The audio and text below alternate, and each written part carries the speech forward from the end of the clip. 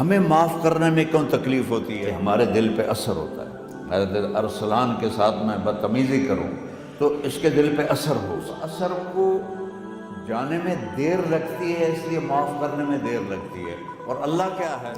لن تبلغوا ضری فتضرونی ولن تبلغوا نفعی فتنفعونی، نہ تمہارے گناہوں سے مجھے نقصان ہوتا ہے اور نہ تمہاری نیکی سے مجھے نفع ہوتا ہے۔ نہ تمہارے گناہوں سے میں متاثر ہوتا ہوں، نہ تمہاری نیکی سے میں بڑا بن جاتا ہوں، نہ تمہارے گناہوں سے میں چھوٹا بن جاتا ہوں۔ لہٰذا میں ہر وقت دروازے کھول کے بیٹھا ہوا، ابن آدم انی لک محب فبحقی علیک کلی محبہ، میں قربان جاؤں اس رب کی محبت پر اپنے بندے کے ساتھ۔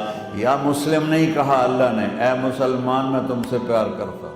پر مسلمان سارے کوئی اچھا تھوڑے ہیں۔